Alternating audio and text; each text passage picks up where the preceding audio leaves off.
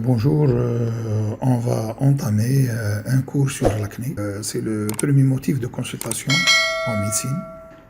Pour prouver qu'il y a une prédisposition génétique chez les gens, les peaux caucasiens ou sujets noirs, l'acné est peu fréquent. Cette acné touche principalement des adolescents. 85% des sujets entre 12 et 24 ans, acné juvénile. Elle peut toucher les âges extrêmes. Elle touche les deux sexes, beaucoup plus femmes que hommes. Elle est liée surtout au stress, à la contraception, au tabagisme, utilisation de cosmétiques. Et il y a des facteurs familiaux. L'évolution de l'acné, c'est une évolution chronique qui dure moyennement 5 ans. Donc, des réponses à des idées reçues. L'acné est une maladie infectieuse et contagieuse. Non, l'acné n'est pas une infection cutanée et n'est bien entendu pas transmissible. La deuxième question que sera posée toujours, le soleil guérit l'acné. Non, le soleil est un faux ami de l'acnéique. Papilles et pustules sèches, la peau est plus douce au toucher mais seulement le temps des vacances. Attention au retour, car les UVB du soleil généreux de l'été en épicie la couche cornée du canal pilosébacé et l'écoulement du sébum sera encore plus difficile. Ce qui se traduit par une explosion du comédon à l'automne. Donc les UVB épicissent en effet la couche cornée et donc la couche cornée qui borde le canal pilaire empêche davantage l'écoulement du sébum. Question, l'acné dure 10 ans et ça passe tout seul. Non, l'acné n'est pas une fatalité, il existe des traitements pour lui faire la peau. Tu as des boutons parce que tu manges trop de friture et de chocolat. Non, on n'a jamais prouvé que la nourriture grasse et le chocolat provoquaient de l'acné. Le tabac est volontiers accusé. L'acné est une maladie inflammatoire de la peau courante qui affecte les unités pilosébacées de la peau. L'acné a de nombreux effets négatifs sur les jeunes adolescents. Il provoque un inconfort, un stress émotionnel, une défiguration et même des cicatrices permanentes sur la peau. Cela peut également provoquer de l'anxiété et de l'embarras chez les patients et peut diminuer le bien-être physiologique et social du patient. Il existe 4 facteurs pathologiques bien connus responsables de l'acné qui est également la cible d'un traitement contre l'acné. La pathogénèse de l'acné. L'acné affecte les unités pilosébacées de la peau qui présentent une variété de lésions à divers stades inflammatoires, y compris des cicatrices d'acné et une hyperpigmentation. Les lésions d'acné sont le plus souvent présentes sur le visage, la poitrine, le haut du dos et les bras, qui sont connus pour avoir une forte densité de glandes sébacées. Les 4 principaux facteurs pathologiques impliqués dans le développement de l'acné sont l'augmentation de la production de sébum, la desquamation folliculaire irrégulière, la prolifération de Propionibacterium acnes et l'inflammation de la zone. L'augmentation de la production de sébum est directement liée à la gravité et à la survenue des lésions d'acné et pour cette raison, il s'agit d'un facteur important qui doit être pris en considération lorsqu'il s'agit du patient souffrant d'acné vulgaire. L'hyperprolifération épidermique et formation de comédon, deuxième étape. Les kératinocytes des follicules normaux sont généralement rejetés dans la lumière sous forme de cellules individuelles qui sont ensuite excrétées. Chez les patients acnéiques, une hyperprolifération des kératinocytes se produit et ne sont pas éliminés comme ils devraient être, ce qui entraîne le rassemblement des cornéocytes, des squamés anormaux dans le follicule sébacé avec d'autres lipides et monofilaments. Ce phénomène se traduit par une comédogénèse. L'occlusion du follicule, c'est le précurseur des autres lésions d'acné. Le microcomédon se remplit progressivement de plus de lipides et de monofilaments et se développe en comédon non inflammatoire visible et en lésion inflammatoire de l'acné. Les comédons sont appelés points noirs, comédons ouverts, lorsqu'ils sont dilatés à la surface de la peau. Elles apparaissent noirâtres sur la peau et sont remplies de sébum de kératinocytes disquamés. Ils peuvent également être appelés points blancs, comédons fermés qui apparaissent comme une bosse blanche sur la surface de la peau, sans pores ouvertes.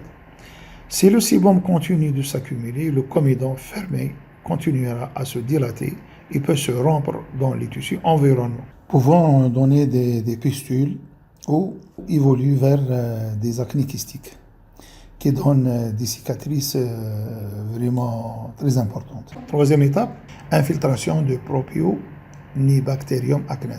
La microflore présente dans un follicule sébacé normal est qualitativement similaire à celle trouvée dans les comédons.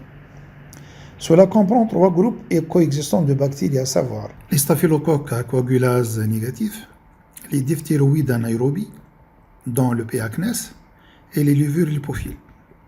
Le P. acnes a un potentiel à provoquer une inflammation cutanée locale et à générer des médiateurs pro-inflammatoires. Le P. acnes est un agent pathogène anaérobie à gram positif qui colonise les follicules sébacés. Il est généralement plus répandu dans les zones de la peau qui sont densément remplies de follicules sébacés, car ces follicules produisent de grands volumes de sébum qui fournissent un environnement anaérobie riche en lipides optimal pour le P. acnes. Il est évident que tous les individus ont P. acnes présent à la surface de la peau qui peut contribuer au colmatage folliculaire, mais pas tous les individus présentent de l'acné en raison des différences de réponse immunitaire individuelle à l'agent pathogène. Le P. acnes produit une enzyme lipase qui métabolise les triglycérides du sébum en glycérol et en acide gras, ce qui peut à son tour aider à la formation de comédons et à l'inflammation qui s'ensuit. Le P. acnes semble être l'organisme le plus susceptible de provoquer l'acné vulgaire et donc la cible de traitements antibiotiques oraux et topiques. Le quatrième élément le processus pathogénique de l'acné, c'est le processus inflammatoire. Le processus inflammatoire commence lorsque le P. acnes est détecté par le système immunitaire. Le P. acnes a un effet hautement inflammatoire qui peut déclencher la libération de facteurs chémostatiques tels que les lymphocytes, les neutrophiles et les macrophages. Ces facteurs peuvent provoquer des lésions folliculaires, une rupture et une fuite de bactéries, d'acide gras et de lipides dans le derme environnant. Ce processus va donner lieu à des lésions inflammatoires, pustules, nodules, kystes et papules. Les lésions inflammatoires sont remplies et sont plus grosses que les lésions non inflammatoires. Cela conduit à l'expulsion du contenu folliculaire dans le derme qui provoque par conséquent divers processus inflammatoires. On passe au volet le plus important, le volet de traitement de l'acné. L'objectif principal de traitement de l'acné est de contrôler le traitement des lésions acnéiques existantes, prévenir autant que possible les cicatrices permanentes, limiter la durée de la maladie et de minimiser la morbidité. Le patient doit être informé des objectifs de prévention de nouvelles lésions acnéiques tout en permettant la cicatrisation de celles existantes. Les patients doivent également être informés qu'il peut s'écouler entre 3 et 6 semaines avant qu'une amélioration puisse être observée. Les facteurs individuels du patient doivent être pris en compte lors de la détermination d'un schéma thérapeutique pour le traitement de l'acné.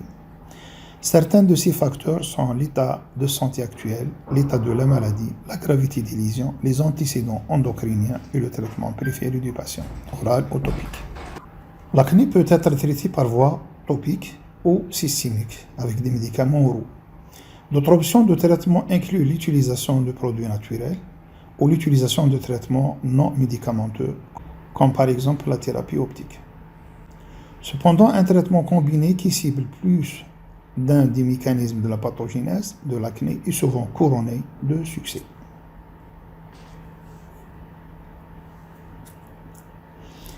On commence par les traitements topiques. Les traitements topiques ont l'avantage d'être appliqués directement sur la zone touchée, diminuant ainsi l'absorption systémique et augmentant l'exposition des unités pilosébacées au traitement. Cependant, un effet secondaire majeur des produits anti-acné appliqués localement est l'irritation de la peau. Les préparations pour application topique sont disponibles sous diverses formulations, notamment des crèmes, des gels, des lotions, des solutions et des nettoyants. Le traitement topique est basé sur le type et la gravité de l'acné. L'acné légère est souvent traité avec des rétinoïdes topiques ou une variété de traitements divers tels que l'acide azélaïque, l'acide salicylique, et le peroxyde de benzoïle. L'acné inflammatoire légère à modérée peut être traitée avec des agents anti-inflammatoires topiques ainsi que des antibiotiques topiques. Les différents médicaments topiques antiacnéiques ciblent différents facteurs physiopathologiques.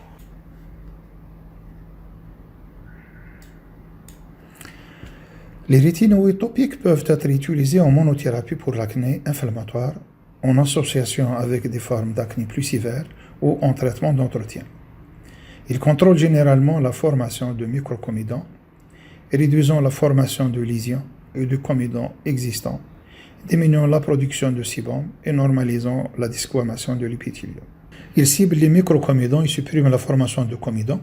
Ils peuvent également montrer des propriétés anti-inflammatoires. Quelques auteurs ont donné les suggestions suivantes sur l'utilisation de rétinoïdes topiques. L'utilisation de rétinoïdes topiques est vitale pour le traitement d'entretien. Les rétinoïdes peuvent réparer les cicatrices et l'hyperpigmentation de la peau. Cette classe de médicaments devrait être le premier choix de traitement pour la plupart des types d'acné. Lorsqu'il est associé à des antimicrobiens topiques, il est plus efficace contre l'acné inflammatoire. Trétinoïne. La trétinoïne est une forme de vitamine A. C'est un agent comédolytique standard utilisé dans le traitement de l'acné pour régulariser la desquamation de l'épithélium, ce qui empêche le blocage des unités pilosébacées. Il semble également avoir des propriétés anti-inflammatoires. L'adaplan. L'adaplan est un analogue de rétinoïde synthétique qui est le plus couramment utilisé comme traitement rétinoïde topique de première intention pour l'acné vulgaire. Il normalise la différenciation cellulaire de l'épithélium folliculaire et empêche la formation de comédons.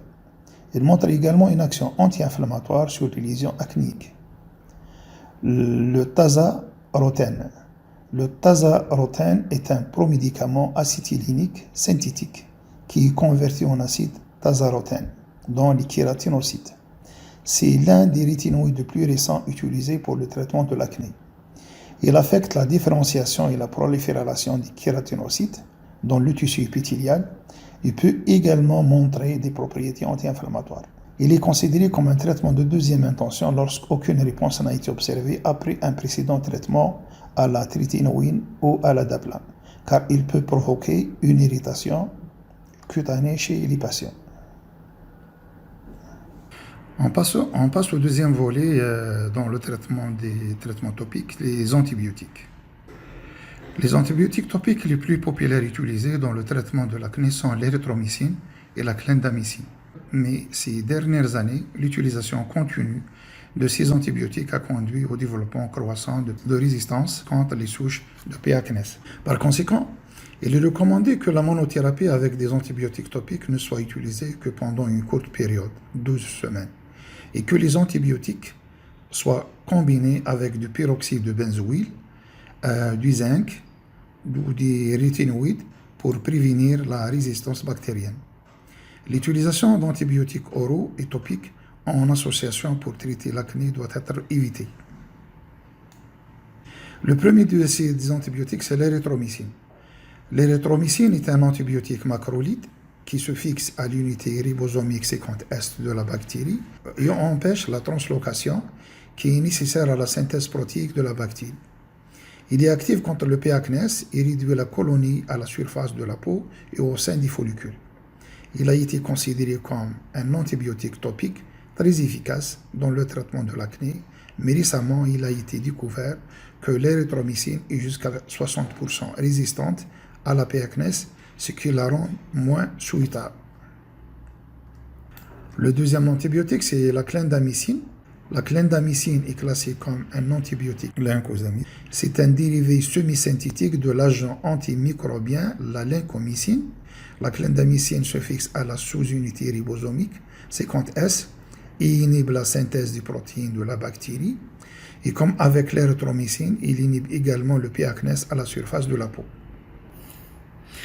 Il existe des traitements divers dans le traitement topique de l'acné qu'on va énumérer. Donc, dans les traitements divers, il y a plusieurs traitements divers. On peut traiter avec l'acide salicylique, peeling chimique aux acides hydroxy, peroxyde de benzoïle, acide azylaïque, du soufre, peroxyde d'hydrogène niacinamide, corticostéroïde topique, triclosan, sulfacitamide de sodium et d'absent. L'acide salicylique est connu comme un agent kératolytique dont le mécanisme d'action est de dissoudre le ciment intercellulaire qui maintient ensemble les cellules de l'épithélium. Il a un effet anti-inflammatoire mineur, améliore la pénétration de certaines substances et à de faibles concentrations, il est fongistatique et bactériostatique. L'acide salicylique se trouve dans un certain nombre de produits en vente libre pour le traitement de l'acné. Les peelings chimiques impliquent un resurfaçage du visage par lequel l'élimination de l'épiderme stimule la réépithélisation et le rajeunissement de la peau. Le peeling chimique semble également réduire l'hyperpigmentation et les cicatrices superficielles de la peau. Cette thérapie peut être divisée en différents groupes selon sa profondeur de pénétration et sa destruction.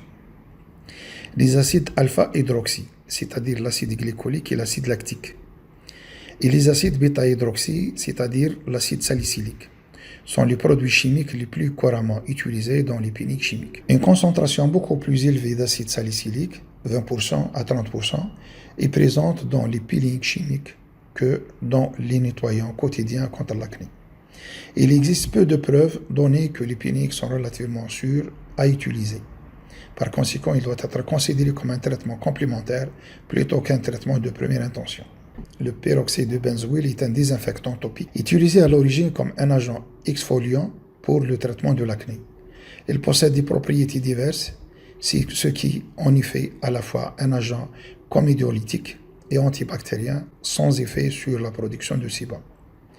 Le peroxyde de benzoïle a prouvé son activité bactéricide contre le P. acnes en libérant de l'oxygène radicalaire qui dégrade les protéines bactériennes. En plus de son traitement efficace de l'acné inflammatoire, le peroxyde de benzoïle diminue également le nombre de comédons sur la peau. Le peroxyde de benzoïle est un traitement important pour l'acné légère à modérée, et bien qu'il puisse être utilisé en monothérapie pendant une période de 6 à 8 semaines. Il est souvent associé à des antibiotiques topiques afin de réduire la résistance de l'espèce P. acnes et d'augmenter l'efficacité du traitement. Les principaux effets secondaires du peroxyde de benzoïle comprennent des brûlures, une sécheresse, un érythème, une desquamation ou des picotements. L'acide azélaïque. L'acide azélaïque est un acide dicarboxylique naturel qui inhibe la synthèse des protéines de l'espèce P. acnes. C'est un agent efficace car il possède des propriétés bactériostatiques, anti-inflammatoires, antioxydantes et anti-kératinisantes. Jusqu'à présent, aucune résistance bactérienne de P. acnes n'existe avec l'acide azélaïque. Il a également été suggéré que lorsque l'acide azélaïque est utilisé en conjonction avec la clindamycine, le peroxyde de benzoïle ou les acides alpha-hydroxy, il sera plus efficace. Dans le passé, le soufre était fréquemment utilisé dans les préparations contre l'acné. Cet actif est cependant devenu impopulaire en raison de sa mauvaise odeur. Le soufre est un produit chimique qui a démontré avoir des propriétés kératolytiques et bactériostatiques douces. Le soufre est réduit en sulfure d'hydrogène à l'intérieur des kératinocytes qui décomposeraient la kératine de la peau. Le soufre a également une activité contre le P. acnes. Le peroxyde d'hydrogène. Un traitement à base de peroxyde d'hydrogène pour le traitement de l'acné légère à modérée se compare bien à un traitement à base de peroxyde de benzoïle en termes d'acceptabilité cosmétique, d'efficacité et de sécurité. La niacinamide est un amide actif de la vitamine B3 et est composé de niacine, également connu sous le nom d'acide nicotinique, et de son amide. Il peut également être appelé nicotinamide. Son mécanisme d'action peut s'expliquer par l'inhibition des sécrétions sébocytaires, entraînant une production moindre de sébum qui réduit l'onctuosité de la peau. Il possède également des propriétés anti-inflammatoires qui se sont avérées bénéfiques dans l'acné pustuleuse et papuleuse. L'application topique d'un niacinamide à 4% a conduit à des améliorations significatives de l'acné partout dans le monde. Les corticostéroïdes topiques. Les corticoïdes topiques peuvent être utilisés dans certaines conditions, comme par exemple pour traiter l'acné très inflammatoire. La durée du traitement doit cependant être courte et la preuve de leur efficacité doit encore être déterminée. Le triclosan est un agent antibactérien, antiseptique, qui peut être utilisé pour traiter l'acné. Il a été déterminé que les populations bactériennes n'ont pas développé de résistance au triclosan dans des conditions cliniques.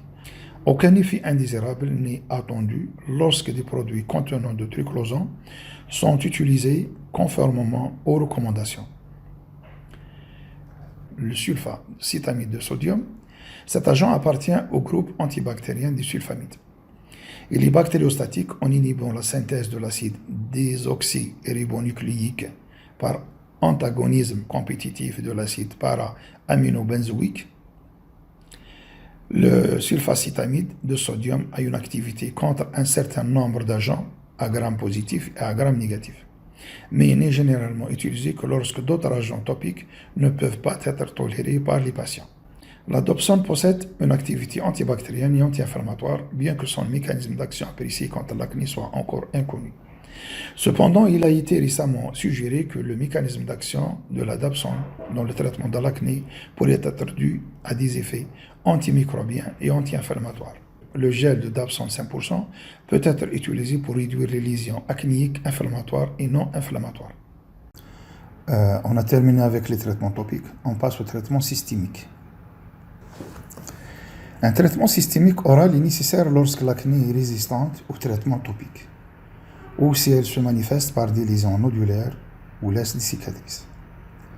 C'est le choix préféré dans le traitement des lésions inflammatoires. Un traitement systémique peut également être nécessaire pour prévenir l'embarras social et les troubles psychologiques chez les personnes souffrant d'acné. Le traitement systémique le plus courant comprend l'isotrétinoïne, des antibiotiques oraux et des agents hormonaux. L'isotrétinoïne est un rétinoïde systémique, est un dérivé de la vitamine A. Il est actuellement utilisé comme traitement de première intention pour l'acné nodulaire ou inflammatoire sévère. Et il est le seul médicament connu qui a le potentiel de supprimer l'acné à long terme. Il peut également bénéficier aux patients présentant des cas d'acné léger à modéré, qui se sont avérés résistants aux agents topiques ou à d'autres agents oraux dans le passé. Elle est également considérée comme un traitement de première intention dans l'acné sévère du visage et du cou, l'acné qui provoque des cicatrices et l'acné qui entraîne des complications psychologiques. Actuellement, l'isotrétinoïne est le seul médicament disponible qui a un effet sur les 4 facteurs pathogènes de l'acné. L'isotrétinoïne provoque des différenciations de la glande sébacée, diminuant la production du sébum qui conduira à une modification de l'écosystème de la flore bactérienne cutanée, réduisant à terme la colonisation par le P. acnes dans les follicules. Elle provoque également la desquamation des kératinocytes. Le traitement à l'isotrétinoïne se déroule normalement sur une durée de 16 à 24 semaines. Il est nécessaire de surveiller étroitement les patients qui utilisent l'isotrétinoïne en raison de ses effets secondaires nocifs. Le deuxième volet dans le traitement systémique, c'est les antibiotiques oraux. Les antibiotiques oraux sont généralement indiqués pour l'acné inflammatoire modéré à sévère, l'acné qui montre une résistance au traitement topique antérieur ou pour l'acné qui couvre une grande surface du corps.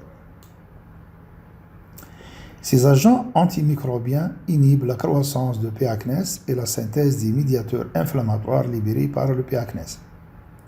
Le succès du traitement antibiotique repose sur la capacité de l'agent à atteindre l'environnement lipidique des follicules pilosébacés et du derme, qui est la zone de colonisation de P. acnes. Les tétracyclines sont très populaires car elles sont efficaces et peu coûteuses. La doxycycline et la minocycline sont préférées car elles provoquent moins d'irritation gastro-intestinale et elles sont plus liposolubles, pénétrant plus efficacement le follicule pilosébacé. La famille des tétracyclines présente à la fois des propriétés anti-inflammatoires et antibactériennes. De plus, moins de résistance dans le P. acnes a été rapportée avec les tétracyclines plutôt que les macrolides. Peu d'études ont été réalisées pour déterminer l'efficacité de l'azithromycine dans le traitement de l'acné, alors que la clindamycine topique, l'érythromycine topique et orale ont été bien reconnues comme traitement de l'acné.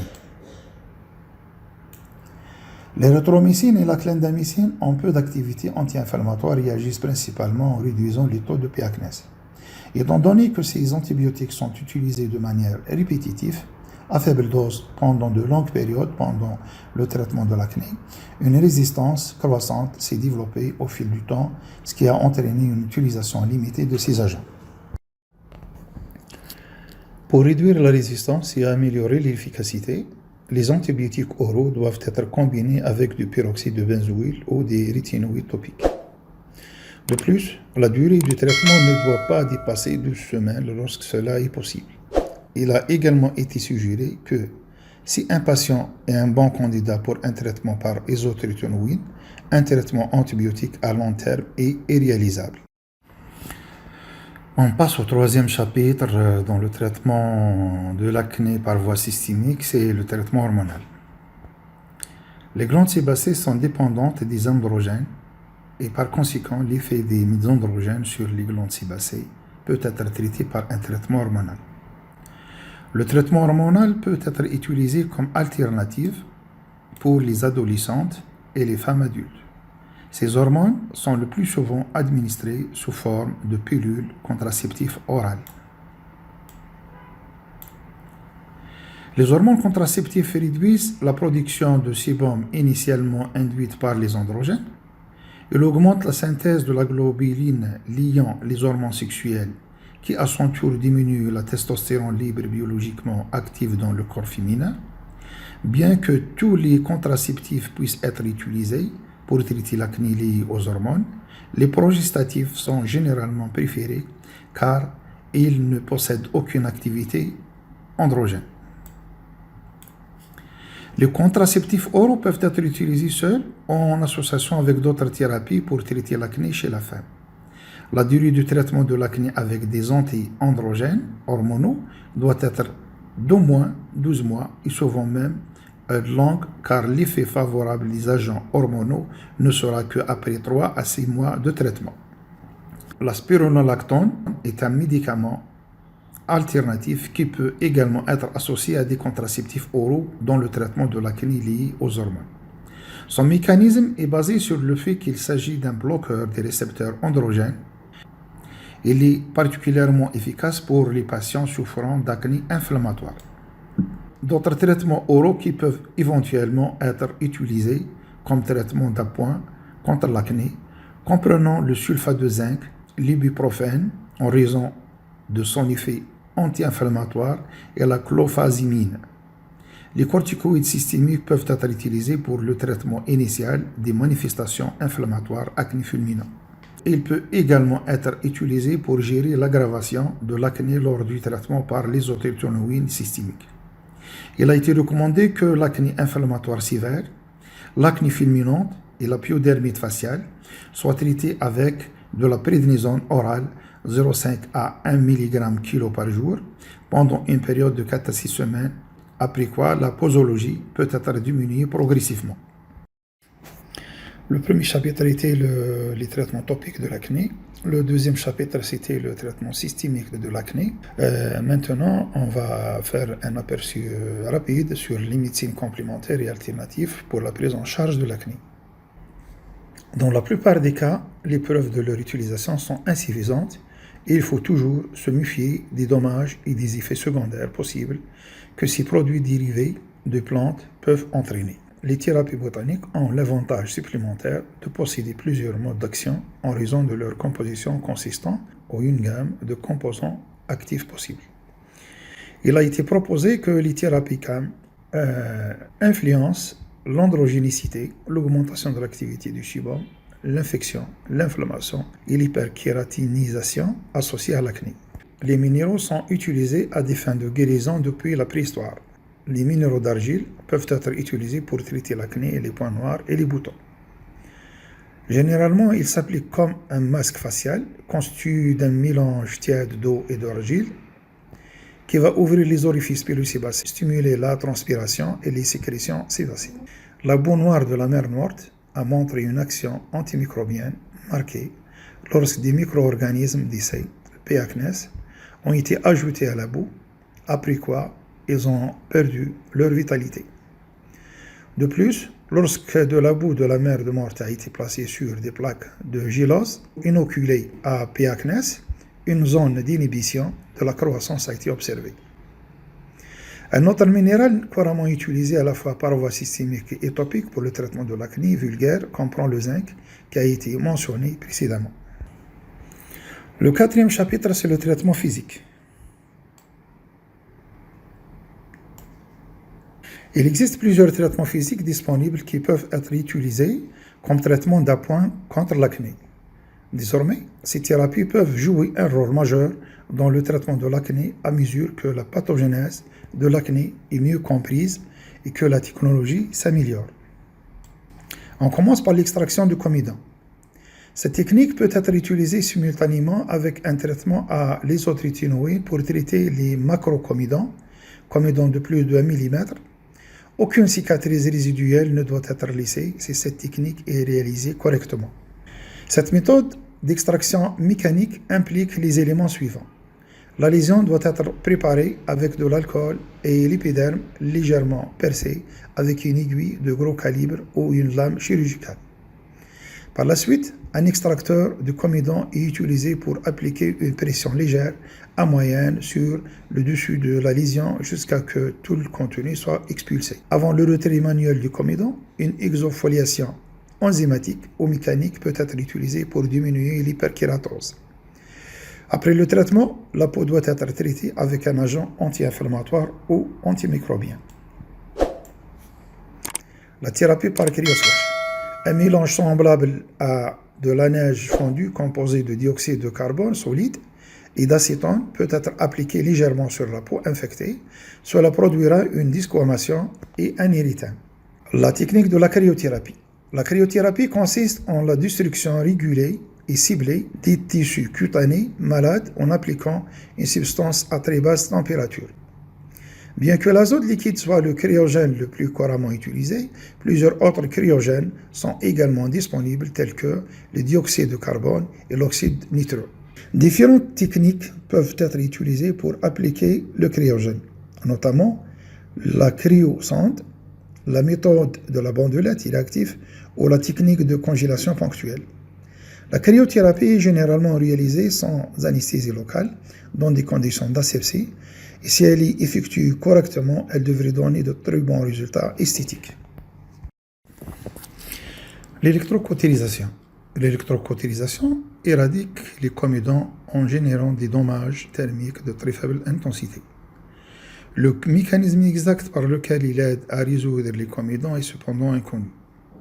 On pense que l'électrocautérisation fonctionne en stimulant le mécanisme de défense inflammatoire du corps, où il se pourrait que la cautérisation fournisse une voie pour que le contenu du macrocomédon soit déchargé à la surface de la peau. Corticostéroïdes intralésionnels. Les injections intralésionnelles de corticoïdes réduisent la formation de cicatrices kéloïdes et préviennent la réapparition après l'ablation chirurgicale. Cette procédure est particulièrement efficace pour le traitement des nodules inflammatoires.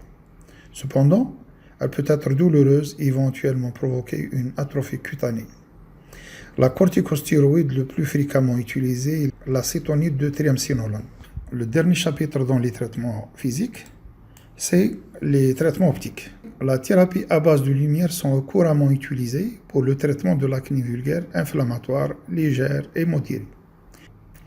Il a été constaté que ce type de thérapie résout l'acné plus rapidement et efficace et a moins d'effets secondaires, améliorant ainsi la satisfaction du patient.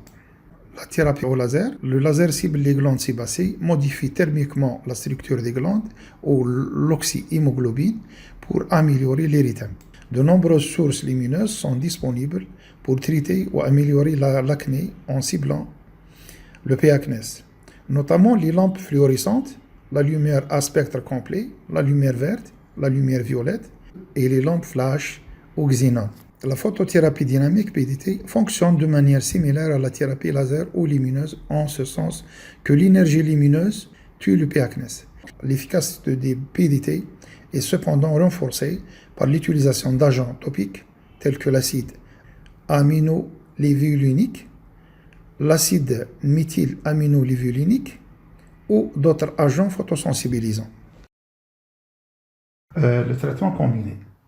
En raison de divers facteurs pathologiques responsables du développement de l'acné, L'utilisation d'une thérapie multimodale qui cible différents processus simultanément a fait l'objet d'une attention considérable. Les produits combinés se sont avérés plus efficaces dans le traitement de l'acné que la monothérapie. De plus, la disponibilité des traitements existants et l'introduction de nouveaux traitements d'association fixes peuvent augmenter l'adhésion des patients car le traitement des patients peut être plus personnalisé. Des combinaisons topiques fixes telles que peroxyde de benzoïle et antibiotiques topiques ou rétinoïdes antibiotiques topiques peuvent être utilisés. Il a également été recommandé d'associer des antibiotiques oraux, la doxycycline, plus que minocycline ou tétracycline, à des médicaments topiques tels que le peroxyde de benzoïle ou l'acide azelaique ou les rétinoïdes, pour traiter l'acné modéré à sévère et l'acné inflammatoire moins sévère qui n'a pas répondu au seul traitement topique. En combinant les traitements systémiques, il peut entraîner une réduction rapide de la dose et un arrêt plus rapide des antibiotiques oraux. Ces combinaisons peuvent également améliorer l'observance du patient, augmenter l'efficacité du traitement et diminuer le développement de la résistance bactérienne. Les isotrétinoïnes provoquent souvent une poussée d'acné appelée pseudo-acné fulminante et peut donc être associé à des corticoïdes pour l'acné inflammatoire la plus sévère, c'est-à-dire dans les cas où il y a des abcès ou des kystes ou des nodules. L'élimination physique des microquistes, des macrocomedons ou des comedons fermés améliorera l'efficacité thérapeutique des agents comédolytiques appliqués localement. Et il a également été suggéré que le peroxyde de benzoïle et l'acide salicylique, qui ont des mécanismes d'action différents, soient combinés pour traiter l'acné en raison de leur effet complémentaire lorsqu'ils sont utilisés ensemble. Est-ce que les acnéiques peuvent faire le maquillage? Comme il a dit Charles Baudelaire sur l'éloge du maquillage, le peintre de la vie moderne, la femme est bien dans son droit et même elle accomplit une espèce de devoir en s'appliquant à paraître magique et surnaturelle. Il faut qu'elle étonne, qu'elle charme, idole, elle doit se dorer pour être adorée. Le maquillage est autorisé avec des produits choisis dans les gammes appropriées, testés pour ne pas favoriser l'apparition du comédon, produit comédogène. Il sera enlevé minutieusement tous les soirs. Le maquillage a pour but et pour résultat de faire disparaître du teint toutes les taches que la nature y a outrageusement semées. Le but de la toilette de la peau acnéique, débarrasser la surface de l'épiderme de ses impuretés et de l'excès de sébum sans l'irriter. La toilette, tout en restant efficace, ne doit surtout pas être agressif, cherchant à décaper la peau. Sinon, il se produira un effet rebond, une seborrhée réactionnelle. Il faut donc utiliser des produits d'hygiène doux, les démaquillants pour peau grasse ou pour peau à tendance acnéique. Pain dermatologie. En fin de cours, merci pour votre attention. Pour m'encourager à partager avec vous toutes mes connaissances, abonnez-vous à ma chaîne YouTube et suggérez-moi des thèmes qu'on va discuter ensemble.